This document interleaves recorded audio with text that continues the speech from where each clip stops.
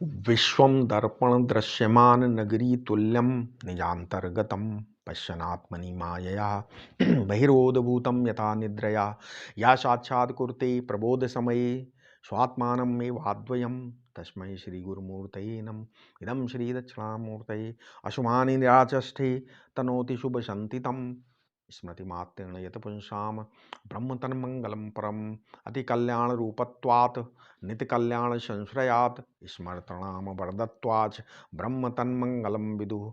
ओम। पिछले वीडियो में हमने कार्य कारण ब्रह्म के और कार्य कारण दृष्टा दृश्य ये जो भी बता रहे थे, भोक्ता भोग्य, ये किसके हैं? इन सब विवेकों, जितने भी विवेक हैं, अब इनका अलग अलग विवेकों का समन्वय करना है। कैसे? कारण और दृष्टा को मिला दो, मतलब कारण और दृष्टा को मिला दो और कार्य और दृश्य को मिला दो। ठीक है, समझ में आया? तो ये हमने अभी कार्य कारण विवेक बताया था जो, और दृष्टा दृश्य विवेक क्या है, इनको दोनों का समन्वय आपस में हम इसलिए ये यहां पे ये बताने की कोशिश कर रहे हैं। हम ये क्या बता रहे हैं कि कारण और दृष्टा को मिला दो, कार्य और दृश्य को मिला दो। माने यदि दृष्टा चेतन ही कारण सत्ता हो तो कारण में परिणाम होकर कार्य दृश्य नहीं बनेगा, अपितु दृष्टा विवर्तित होकर ही दृश्य रूप से अनुभव में आएगा। साथ ही दृष्टा की असंगता और अपरिच्छिन्नता बनी रहेगी। दूसरे शब्दों में दृष्टा तत्व बना रहेगा और दृश्य की अतात्विक अन्यथा प्रतीति हो जाएगी। अतएव दृश्य में परिच्छिन्नता और विनाशिता बाधित मिथ्या हो जाएगी। ये सत और चित्त की एकता का फल।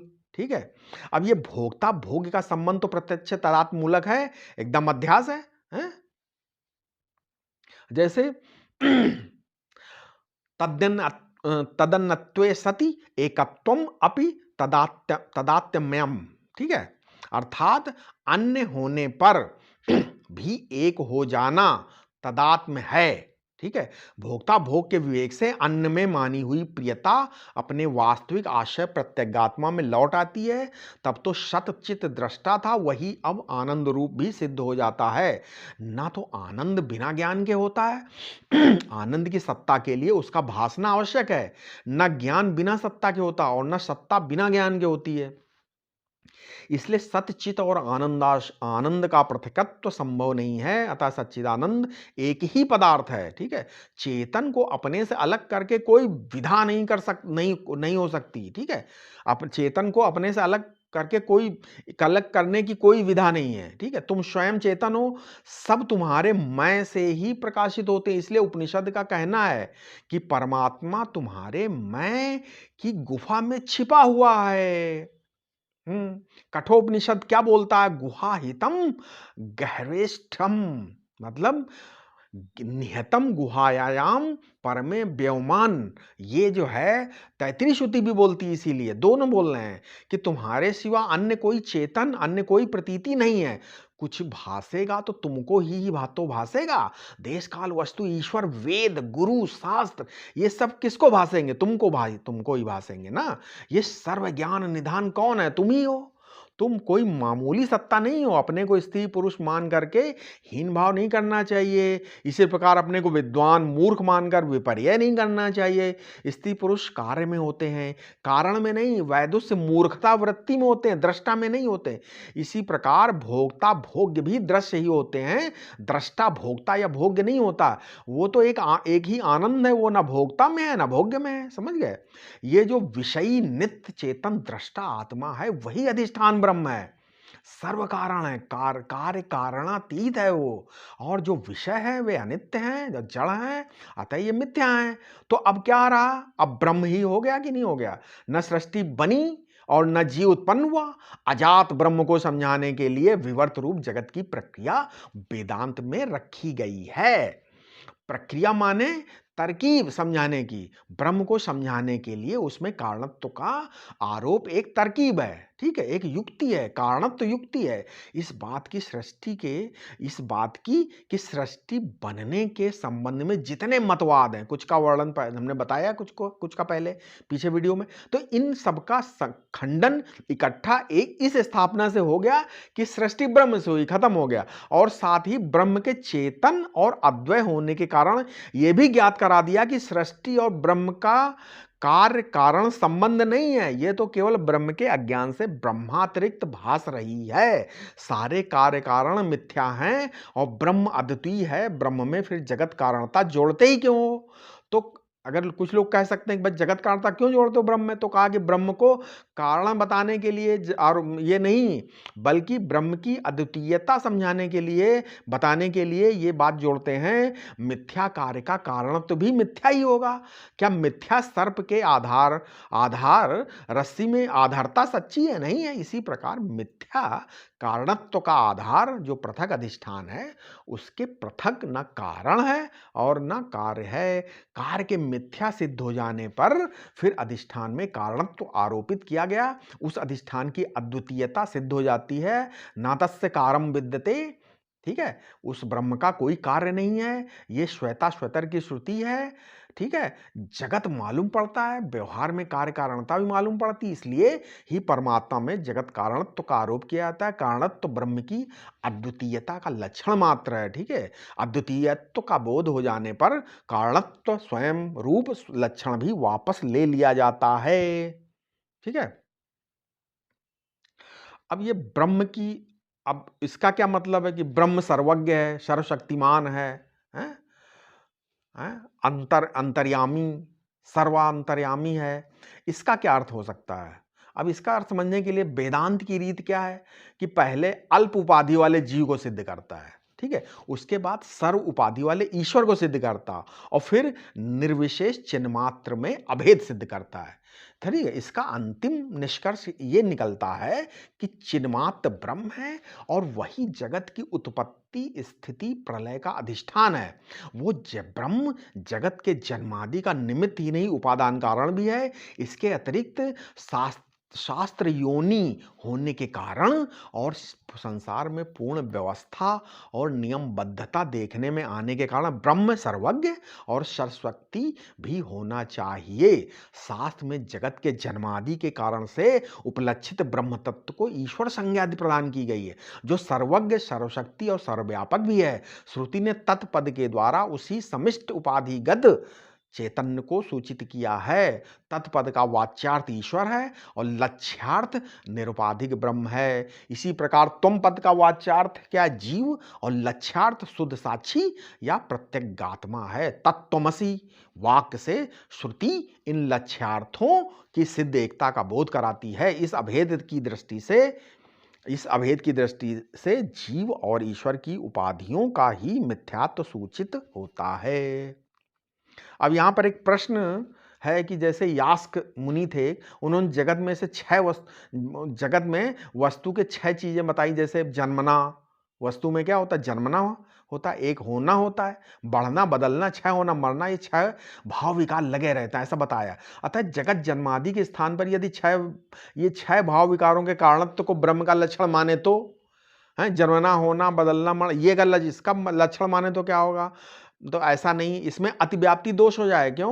कि वस्तुओं के भाव विकारों का आश्रय तो पंचभूत या प्रकृति भी हो सकते हैं। अतः ब्रह्म को जड़ पंचभूत या जड़ प्रकृति मानना पड़ेगा, तो वेदांत को इष्ट नहीं है ये। दूसरे वेदांत में श्रुति ही परम प्रमाण आता है। श्रुति में वर्णित जगत जन्मादि के कारणत्व को ही ब्रह्म का लक्षण बताना ठीक है। पंचभूत और प्रकृति तो जगत ही है, उनके जन्मादि की प्रतीति भी जिस चेतन सत्ता में होती है वो ब्रह्म है, ठीक है। अब मान लिए कुछ लोग बोलते हैं मान लो स्रोत नहीं है, श्रुति मान्य नहीं है, फिर भी यदि प्रकृति को, आदि को ही अगर जगत का कारण माना जाए तो प्रकृति को, तो ये सब कारण युक्ति विरुद्ध है और परस्पर विरुद्ध। कैसे? कि 4 भूतों से सृष्टि हुई, चारवाक बोलते हैं कि नहीं, सतत गतिशील अविनाशी जड़ द्रव्य से सृष्टि हुई है। ये कार्ल मार्क्स का मत है कि जो अविनाशी जड़ द्रव्य से सृष्टि हुई है, ये मार्क्सवादी मानते हैं। शून्य से अब विज्ञान से सृष्टि हुई, बौद्ध मत। पुद्गल से सृष्टि हुई जैन मत, कर्म से सृष्टि हुई पूर्व मीमांसा बोलती है, परमाणु से सृष्टि हुई न्याय वैशेषिक बोलते हैं, अचेतन प्रधान से सृष्टि हुई सांख्य मत बोलते हैं। तो किसी देवी देवता जीव या हिरण्यगर्भ से सृष्टि हुई उपासक मत में बोलते हैं लोग। तो इन सब मतों में अनुमान प्रमाण है और मति का सापेक्ष उत्कर्ष है। इनमें से किसी भी कारण का प्रत्यक्ष होना संभव नहीं है, क्योंकि जो उस प्रत्यक्ष का दृष्टा होगा वो जगत से पृथक ही होगा। जिसकी रचना या विघटन के प्रत्यक्षीकरण का प्रसंग है, मूल कारण चार नहीं हो सकता है, उन चार का भी कोई एक कारण होना चाहिए। यदि सृष्टि यदि जड़ से हुई तो हमें भी जड़ ही होने चाहिए। किंतु मैं जड़ हूं यह अनुभव की कक्षा में नहीं आता। शून्य से उत्पत्ति अगर मानते हो तो व्यवहार्य नहीं है, शून्य से कोई उत्पत्ति का दृष्टांत भी नहीं है, विज्ञान क्षणिक है, अतः जगत की अनुभव में आने वाली स्थिति संभव नहीं हो सकती। कर्म स्वयं जड़ है, उसकी व्यवस्था बिना चेतन के आश्रय लिए संभव नहीं। परमाणु निर्वयव है, फिर उसका संयोग संभव कैसे होगा? प्रधान या प्रकृति को स्वयं कर्ता मानने पर भी नियमों में व्यतिक्रम क्यों देखने में आता है? प्राकृतिक नियम इतने व्यवस्थित और दृढ़ क्यों हैं? जीव परछिन्न अल्पज्ञ और पराधीन है, अतः कितना भी उत्कृष्ट जीव हो वो संपूर्ण सृष्टि का कर्ता नहीं हो सकता। जीव औपाधिक होने से स्वयंभू भी नहीं हो सकता, उपाधि तो स्वयं जगत ही है, ठीक है, जिसकी कारणता की खोज है। हिरण्यगर्भ भी जीव ही है, क्योंकि श्रुति में उसकी उत्पत्ति बताई गई है। क्या श्वेता स्वतर रूप में बोलता है, यो ब्राह्मणम, ठीक है, यो ब्रह्मांडम विदधाति पूर्वम, मतलब परस्पर विरुद्ध होने से इनमें से उपरोक्त जितने भी सिद्धांत हैं वो कोई सिद्धांत नहीं हो सकते। वही सत्ता कारण के रूप में निर्दिष्ट हो सकती है जो इन सब कारणों का भी कारण हो। हैं? तुलसीदास जी भगवान ने क्या बोला है? अशेष कारण परम कहकर उसको ईश्वर कहा है। वेदांत का यही सिद्धांत है कि जगत सर्वज्ञ सर्वशक्ति परमेश्वर का ही कार्य है। और ईश्वर क्या है? तो जगत की कारणता से उपलक्षित ब्रह्म का नाम जो है ईश्वर है। और सर्वज्ञ में जो सर्व है वो उपादान का सूचक है, और जो ज्ञा है वो निमित्त का। अतः जो सर्वज्ञ है वही जगत की माटी और कुम्हार दोनों है, अर्थात अभिन्न निमित्तोपादान कारण ब्रह्म है, बनने वाला और बनाने वाला दोनों है। ठीक है, ज्ञा सर्व को जानता है, अतः सर्वज्ञ में ज्ञा अंश अपरिवर्तनशील है और सर्व अंश परिवर्तनशील है। फिर भी सर्वज्ञ में दोनों एक हैं। अब ज्ञा का कार्य सर्व है या ज्ञा का विवर्त सर्व है, अर्थात ज्ञा का परिणाम सर्व है या ज्ञा ज्यों का त्यों रहते हुए ही सर्व प्रतीत होता है। ज्ञान में परिणाम संभव नहीं, अन्यथा परिणाम का भी ज्ञान नहीं होगा। इसलिए जो व्यवहारिक दृष्टि से सर्वरूप है और सर्व का ज्ञाता भी है वो वस्तुतः अद्वय ब्रह्म नहीं है। यदि सर्वज्ञ शब्द का अर्थ है तो यही सर्वज्ञ शब्द का अर्थ है ना, जो बताया कि सर्व का विवर्ती अभिन्न निमित्तोपादान कारण ब्रह्म। वेदांत में इसी अर्थ में सर्वज्ञ शब्द स्वीकार्य है। ठीक है, अब न्याय निर्णयकार का कहना है कि सर्वज्ञ के दो अर्थ हैं, अद्वितीय सत्ता और सच्चिदात्मक सत्ता। विवर्ती अधिष्ठान होने से सर्वज्ञ का अर्थ अद्वितीय है, स्वयं सर्व का मूल सत्य तथा ज्ञा का मूल चित होने से सर्वज्ञ सच्चिदात्मक है, अपरिणामी अबाध्य सत्ता सत है और स्वयं प्रकाश सर्वावभासकता ज्ञान है। अतः सर्वज्ञ का अर्थ है अबाधित अद्वितीय अपरिणामी चिदात्मक सत्ता। ठीक है, अब ये आत्मसत्ता और ईश्वर सत्ता में क्या भेद है? समझिए इसको। तत् मतलब ईश्वर उस देश में है, उस काल में है, और त्वम आत्मा इस देश में है और इस काल में। ठीक है, दोनों सच्चिदानंद रूप हैं, परंतु दोनों की एकता में व्यवधान क्या आ रहा है? इन दोनों की एकता के लिए बीच में क्या व्यवधान है? देश काल और द्रव्य। ठीक है, ये व्यवधान है। जो ये तत्त्वमसि महावाक्य उस व्यवधान का निषेध करके दोनों की सिद्ध एकता का प्रतिपादन करता है। देश काल द्रव्य के अभाव से उपलक्षित जो चिन्मात्र वस्तु है उसका ऐक्य वेदांत प्रतिपादित है। इसी दिशा में ब्रह्म में कारणता का अध्यारोप और अपवाद है। अब सर्वशक्तिमान, सर्वशक्ति शब्द पर विचार करते हैं। अभी सर्वज्ञ था, अब सर्वशक्ति। अब सर्वशक्ति का अर्थ है सर्वभवन योग्यता, मतलब सब हो सकने की योग्यता, है ना। जैसे अब इलेक्ट्रिक है, मान लो इलेक्ट्रिक है, क्या है, एक शक्ति है। वो क्या कर सकती है, वो पानी को गर्म भी कर सकती है, ठंडा कर सकती है, बल्ब जल जाता है, इवन इलेक्ट्रोमैग्नेटिक प्रभाव उत्पन्न कर देती है। बहुत सारी शक्तियां हैं। शक्ति कार्यानुमेय होती है, अर्थात कार्य को देखकर शक्ति का अनुमान किया जाता है। परंतु जड़ में शक्ति और चेतन में शक्ति, इन दोनों में अंतर है। जड़ में शक्ति परतंत्र होती है, चेतन में स्वतंत्र। और स्वतंत्रता का अर्थ क्या है, कर्तुम अकर्तुम अन्यथा कर्तुम का सामर्थ्य, ठीक है, अर्थात करने न करने या उल्टा करने की शक्ति, ये स्वतंत्रता। ये जड़ में जो शक्ति है वो एक बंधे नियम के अनुसार होती है, और चेतन में नियम भंग भी हो सकता है। अतः जब चेतन ब्रह्म को, ईश्वर को हम परमात्मा को सर्वशक्ति कहते हैं, तो इसका मतलब होता है कि परमात्मा बिल्कुल स्वतंत्र है, उसमें कर्तुम अकर्तुम अन्यथा कर्तुम की शक्ति है। यही जगत की विचित्रता का रहस्य भी है। समझ में आ गया, सर्वज्ञ। अब सर्वोपादान होने से ब्रह्म सर्वरूप है, और सर्वज्ञ ज्ञान स्वरूप होने से वो अपरिणामी विवर्ती अधिष्ठान है, और सर्वशक्ति होने से वो स्वतंत्र परमानंद स्वरूप है। सर्वज्ञ और सर्वहित कहने का अभिप्राय ईश्वर को सच्चिदानंद अद्वितीय ब्रह्म बताना है। श्रुति का कथन है, क्या बृहदारण्यक श्रुति बोलती है, कृतनस्तु प्रज्ञान घन एव, ये सबका सब प्रज्ञान घन ही है। और इवन ब्रह्म सूत्र का भी इसी अर्थ में सूत्र है, ब्रह्म सूत्र 3.2.16, आह चा तन्मात्रम, ऐसे ब्रह्म आप स्वयं हैं। ठीक है। अब ब्रह्म की, अब ये तीन चीजें हो गई ना, सर्वज्ञता बताई, अब आगे बताते हैं सर्वव्यापकता। ये सर्वव्यापकता का भी अर्थ, ब्रह्म की सर्वव्यापकता क्या हो सकती है। ब्रह्म की सर्वव्यापकता का अर्थ भी समझना चाहिए। एक व्यापकता होती लोहे के गोले में अग्नि के समान। लोहे के गोले को अग्नि में डाल दो तो लाल हो गया, लोहे में अग्नि व्याप्त हो गई। ये अन्न में अन्न की व्यापकता हुई, स्थूल में सूक्ष्म वस्तु की व्यापकता, इसको बोलते हैं मूर्त संयोगित रूप व्यापकता। साधारण लोग परमात्मा की व्यापकता का यही अर्थ समझते हैं कि जगत स्थूल है और इसमें एक सूक्ष्म वस्तु व्यापक है। उपनिषद में भी इस व्यापकता का वर्णन किया गया है। ठीक है। अब जैसे इसमें कठोपनिषद में है कि अग्निर्थे को भुवनम प्रविष्टो रूपम रूपम प्रतिरूपो वभूव, कठ 2:2:9। दूसरी व्यापकता है कार्य में उपादान कारण की व्यापकता के समान। जैसे कार्य घड़ा में उपादान कारण मिट्टी व्यापक है, यहां कार्य घड़ा और कारण मिट्टी अलग अलग वस्तु नहीं है। घड़ा मिट्टी रूपी है, बस मिट्टी में कुछ आकार बन गए, घड़ा सकोरा आदि। नामों का भेद व्यवहारिक है, वास्तविक नहीं। उपनिषद में ब्रह्म की ऐसी व्यापकता का वर्णन है, क्या कि बोले छांदोग्य श्रुति बोलती है कि वाचारम मणम विकारो नामधेयम मृत्तिकत्तेव सत्यम। ठीक है।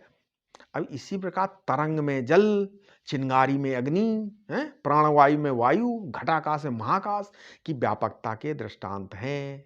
ठीक है। अब ये एक और तीसरी व्यापकता वृक्ष में बीज की व्यापकता के समान है। यहां बीजस्थ संस्कारों की वृक्ष में व्यापकता है।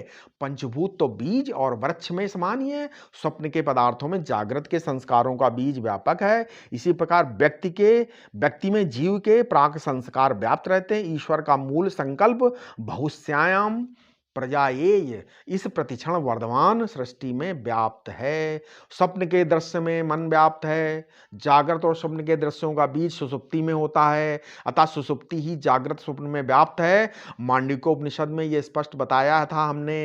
एक चौथी व्यापकता है सूर्य की रश्मियों की पृथ्वी मंडल में व्यापकता के समान।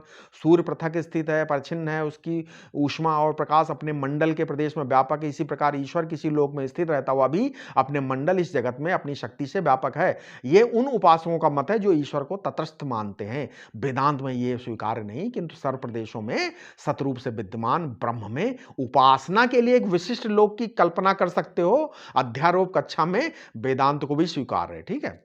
पांचवी व्यापकता एक और हो सकती है कि ब्रह्मजन्य पदार्थ में अधिष्ठान की, जैसे सर्प में रज्जु व्यापक है, नीलिमा में आकाश व्यापक है, पुरुष में स्थाणु ठूंठ व्यापक है। वेदांत सिद्धांत में यही व्यापकता स्वीकार है। ये पांचवी, ब्रह्म में जगत और आत्मा में जीवत्व तो अहमर्थ तीनों काल में नहीं है, किंतु ब्रह्म के अज्ञान से जगत और आत्मा के अज्ञान से जीवत्व तो भास रहा है। अतः ज्ञान दृष्टि से न जगत है और न अहमर्थ, केवल ब्रह्म ही है। फिर कौन किसमें व्यापक होगा? इसलिए तेजो बिंदु उपनिषद की श्रुति क्या बोल रही है कि व्याप्य व्यापकता मिथ्या। इसी अर्थ में ब्रह्म की व्यापकता का अंतिम तात्पर्य है।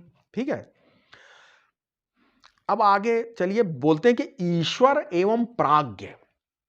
ठीक है, ये क्या ईश्वर एवं प्राज्ञ की क्या हो सकते हैं? ठीक है, मांडूक्य उपनिषद में ब्रह्म को चतुष्पाद बताया है। ठीक है, जैसे बताया, प्रथम पाद विश्व विराट है, द्वितीय पाद तेजस हिरण्यगर्भ है, तृतीय पाद प्राज्ञ और उसी को सर्वेश्वर सर्वज्ञ अंतर्यामी और भूतों की उत्पत्ति की योनि बताया गया है, तथा चतुर्थ पाद स्वयं आत्मा है जो पहले तीन पादों में अनुस्यूत तथापि तीनों से विलक्षण है। तृतीय पाद से संबंधित, ठीक है, श्रुति होती है क्या क्या बोलती है कि अयम आत्मा ब्रह्म स्वयात्मा चतुष्पाद। अब जगत की जो बीजावस्था ही यहां सुसुप्ति से निर्दिष्ट है। जैसे वृक्ष की तीन अवस्थाएं होती, बीज, अंकुर और वृक्ष, उसी प्रकार जगत रूप वृक्ष की बीजावस्था से उपलक्षित ब्रह्म का तत्व का नाम प्राज्ञ या ईश्वर है। अंकुरित सूक्ष्म अवस्था से उपलक्षित ब्रह्म का नाम तेजस हिरण्यगर्भ है और स्थूल अवस्था से उपलक्षित ब्रह्म का नाम विश्व विराट है। समझ गए? जिस प्रकार बीज में वृक्ष के अवयवों के भेद विद्यमान रहने पर भी प्रतीत नहीं होते, जैसे रात्रि के अंधकार के कारण सब पदार्थ पृथक पृथक रहने पर भी एकाकार जान पड़ते हैं, उसी प्रकार सुषुप्ति में भी सब कुछ एकाकार हो गया। ऐसा विचार करने पर प्रतीत होता है कि ईश्वर में भी जगत एकीभूत सा रहता है, कारण एक होता ही है। ठीक है। जागृत स्वप्न मन की स्फुरणाएं ये प्रज्ञान है, प्रकृष्ट ज्ञान है। सुसुप्ति में ये स्फुरणाएं एकाकार हो जाती हैं, घनीभूत हो जाती हैं। इसलिए ईश्वर प्रज्ञान घन है और प्रज्ञान घन ही है, माने उसमें प्रज्ञान के अतिरिक्त अन्य कोई विजातीय जड़ वस्तु नहीं है। जगत की उत्पत्ति, स्थित, रूप, श्रम अथवा जगत जागृत स्वप्न के विषयी भाव का मानसिक श्रम सुसुप्ति स्थानीय ईश्वर में नहीं है। अतः वहां अनायास सुख की स्थिति है। वहां अनंत नाम रूप आकारों के भेद से विनिर्मुक्त सत्ता है और उसका ज्ञान भी है। यही सुख है, अनायास सुख है ईश्वर का या प्राज्ञ का। अतः वो आनंदमय है। व्यवहारिक भाषा में ईश्वर इस आनंद का भोक्ता है ऐसा कहा जाता है, लेकिन वास्तव में तो वह आनंद ही है। जागृत और स्वप्न की चेतना का द्वार यही ईश्वर है, अर्थात उनका बीज ईश्वर ही है। ईश्वर में विश्व चेतना और तेजस चेतना निकलती है ईश्वर से। अतः ईश्वर को चेतो मुख बोलते हैं। ईश्वर को प्राज्ञ कहते हैं क्योंकि ज्ञाता ज्ञेय से रहित केवल ज्ञान मात्र वहां रहता। ज्ञाता ज्ञेय से रहित अवस्था व्यष्टि में सुसुप्ति और समष्टि में महाप्रलय की होगी। ठीक है। अतः सुसुप्ति में जो चेतन शेष रहता है, जो सुसुप्ति का साक्षी है, वही महाप्रलय में भी शेष रहेगा और महाप्रलय का साक्षी होगा।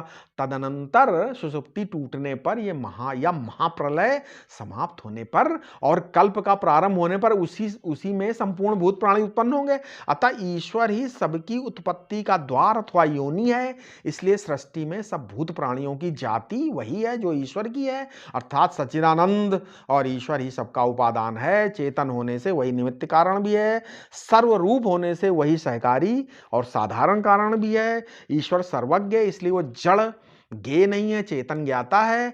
जिस समय सृष्टि बीज रूप में रहती उस समय बीज को बनाए रखने वाला भी यही है, और जिस समय विस्तार में रहती उस समय अंतर्यामी रूप से उसका संचालक और ज्ञाता भी यही है। सुसुप्ति, स्वप्न और जागृत तीनों अवस्थाओं के ज्ञाता होने के कारण तुम सर्वज्ञ हो। सुसुप्ति में प्राणादि की क्रियाओं का तथा जागृत स्वप्न की क्रियाओं का नियंता होने के कारण तुम सर्वांतर्यामी हो।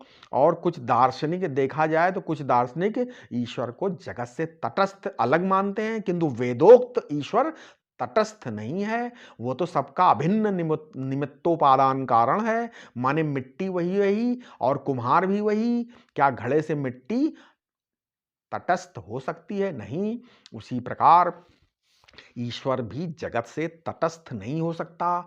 तब ईश्वर कहाँ रहता है? यह प्रश्न ही गलत है, क्योंकि यहां वहां सर्वत्र ईश्वर ही है। तैत्तिरीय श्रुति का कथन है कि उस ईश्वर ने कामना की कि मैं बहुत हो जाऊं, अतः उसने तप किया। तप करके ये जो कुछ है उस सब की रचना की, इसे रचकर वो इसी में अनुप्रविष्ट हो गया है। तैत्तिरीय श्रुति क्या बोलती? सो अकामयत बहुश्याम प्रजायेति तत् तपतो सा तपो अतपयत सा तपस्त तप्यत्वा इदम सर्वम सृजत यदिदम किंच। ठीक है, तत्सृष्टवः तदेवानु प्रविशत। ठीक है, तैत्तिरीय 1:6। मतलब ऐसे ऐतरेय में भी, अब यही चीज, ये तो हमने बताया तैत्तिरीय श्रुति, अब ऐतरेय उपनिषद में भी यही कहा, सा ईछत लोकान्नु सृजा इति 1:1:1। अर्थात जगत के नाम रूप के व्यक्त होने से पूर्व एकमात्र आत्मा ही था, अन्य कुछ नहीं था। उसी आत्मा ने संकल्प किया कि मैं लोकों की रचना करूं, तदंतर उसने लोकों की रचना की। इससे आत्मा या ईश्वर या ब्रह्म की चेतनता तो स्पष्ट सिद्ध हो गई। यह भी स्पष्ट है कि सृष्टि ईश्वर के संकल्प में है, अतः इसकी स्थिति स्वाप्निक अंग ढंग की है, प्रतीत होती है, व्यवहार भी है, किंतु ब्रह्म के स्वरूप में ये त्रिकाल में मिथ्या ही है। मुंडकोपनिषद की श्रुति क्या बोलती है? जो सर्वज्ञ और सर्वित अक्षर ब्रह्म है, जिसका ज्ञानमय तप है, उसी से ये नाम रूप स्थूल भूत उत्पन्न होते हैं। ठीक है, यस्य ज्ञानमयम तपहा। इस प्रकार सर्वज्ञ सर्वशक्ति ब्रह्म या ईश्वर में नाम रूपादि की ज्ञातता रूप न ज्ञानमय तप से इस सृष्टि उत्पन्न होती, अर्थात उत्पन्न सी होती है, प्रतीत होती है। सृष्टि की उत्पत्ति की प्रक्रिया क्या है? अब इसमें जो सृष्टि की उत्पत्ति की प्रक्रिया, लोग बोलते हैं कि जो है बहुत सारे उपनिषदों में आपस में, अब इसको जो अगर आप साधारण रूप से पढ़ेंगे, मान लो स्वयं स्टडी करोगे, तो क्या लगेगा आपको कि इनमें विरोधाभास है, क्योंकि उपनिषदों में जो उत्पत्ति की प्रक्रिया सब में अलग अलग है। अब इसको कैसे समझोगे? तो मैं बताता हूं। जैसे उपनिषदों में सर्वत्र एक जैसी प्रक्रिया, जैसे मुंडकोपनिषद है 2:1-3 में, उसमें बताया गया कि जो पृथ्व्यादि भूतों की उत्पत्ति एक साथ उत्पत्ति का वर्णन है। लेकिन तैत्तिरीय उपनिषद में पांचों भूतों की क्रमिक उत्पत्ति का वर्णन, जैसे ब्रह्म से आकाश, आकाश से वायु, ठीक है, वायु से अग्नि, अग्नि से जल, ठीक है, जल से पृथ्वी। समझ गए? नहीं समझ गए? तो आप ये तो हो गया तैत्तिरीय। छांदोग में तीन ही भूतों का वर्णन है, आकाश, तेज और जल की उत्पत्ति है।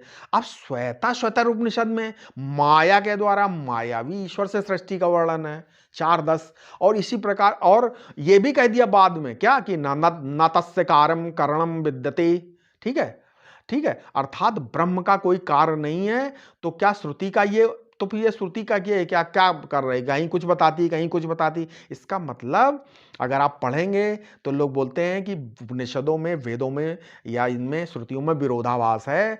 तो क्या श्रुति का ये उन्मत्त प्रलाप है? नहीं भाई, ऐसा नहीं है। इसका रहस्य क्या है कि श्रुति का तात्पर्य सृष्टि रचना की प्रक्रिया के वर्णन में नहीं है, अपितु ब्रह्म में जगत कारणता का अध्यारोप करके तदंतर उसके अपवाद के द्वारा आत्मा की अद्वितीयता सिद्ध करने में है। इसका क्या गणित है? इसके पीछे रहस्य है, गणित ये है कि जगत से अभिन्न है, कि जगत ब्रह्म से अभिन्न है। ये समझो, पहले यही समझाना है। जैसे स्वप्न दृष्टा से अभिन्न, जैसे सर्पादि विकल्प अपने अधिष्ठान से अभिन्न, जैसे मिट्टी से बने पदार्थ मिट्टी से अभिन्न इत्यादि, तथा आत्मा ब्रह्म से अभिन्न है, क्योंकि जीव चेतन और ईश्वर चेतन का भेदक जो प्रपंच है वो पहले ही ब्रह्माभिन्न है। ठीक है, अतः अद्वितीय ब्रह्म ही है, ये सिद्धांत प्राप्त होता है। अब सब उपनिषदों में ईश्वर के बारे में बातें सर्वमान्य हैं, बहुत सारी क्या है, चलो उनको बता देते हैं, अभी टाइम है थोड़ा। पहला क्या है कि ईश्वर जगत का विवर्ती अभिन्न निमित्तोपादान कारण। पहला, ये सारे उपनिषदों में ईश्वर के बारे में सर्वमान बातें बता रहा हूं मैं। पहला बता, ईश्वर जगत का विवर्ती अभिन्न निमित्तोपादान कारण है। दूसरा, ईश्वर सच्चिदानंद रूप, सर्वज्ञ, सर्वशक्ति, सर्वनियंता, सर्वंतर्यामी और सर्वव्यापक है। तीसरा, ईश्वर ही उपास्य है और वह जीव की बुद्धि रूपी गुहा में स्थित है। ठीक है। चौथा क्या हो सकता है कि ईश्वर से जुड़ना ही उसकी उपासना है। यह जुड़ना भाव और विचार से निष्पन्न होता है। पांचवा, ईश्वर स्वरूप से निर्बीज ब्रह्म है और जगत दृष्टि से उपासना के लिए या अध्यारोप की कक्षा में सबका मूल कारण है। अतः वो सबीज ब्रह्म है ईश्वर। समझ में आ गया यहां तक? अब चलिए इसके आगे आगे आगे वीडियो में बताएंगे ब्रह्म का दूसरा लक्षण एक और क्या, शास्त्र योनित्व। शास्त्र योनि क्यों कहा गया? श्वेता स्वरूपनिषद में भी है और अपने उसमें क्या बोलते हैं वेदांत दर्शन में भी इसका वर्णन है। हम ईश्वर तत्व का विचार आगे करेंगे। ईश्वर तत्व के विचार में ब्रह्म का लक्षण जो शास्त्र योनित्व है वो क्या होता है। ठीक है, समझ में आ रहा है? इसको आप आराम से सुनिए इसको, ठीक है, बार बार आपकी समझ में आएगा और अपने उपयोग में लाइए, प्रैक्टिकल करिए इसको, सोचिए, बैठिए। ठीक है। ओम शांति।